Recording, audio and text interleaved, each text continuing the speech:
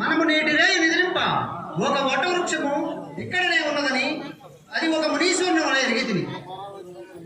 నాదా అట్లనే నా వట వృక్షం ఎంత అదిగో చూడుము, వాడిన పండుట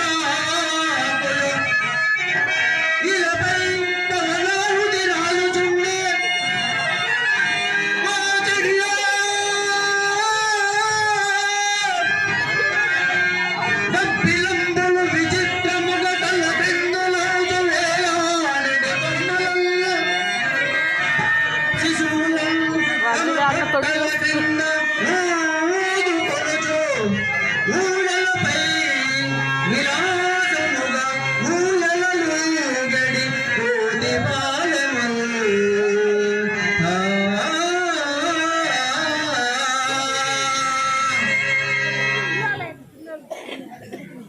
నక్షత్రగా ఈ వడరాజు పొదను నీడ చే పూతకోటిని చక్కగా భోజించుతున్నది కదా.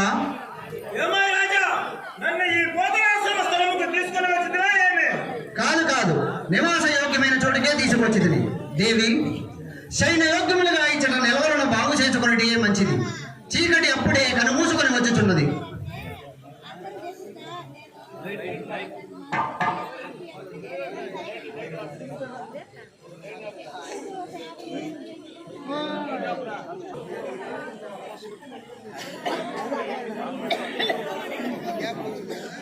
మూడు గంటలకంటే డాన్స్ నాకు కోలాటమా మరలినట్టు బ్రహ్మాండమంతయు అంధకార వందరపై ఎంత భయంకరముగా ఉన్నది. మార్గవ్యాసముచే గాఢ నిద్రలో ఉన్న వీరికి ఏ ఇక్కట్లు రాకుండా కాపాడవలేను కదా.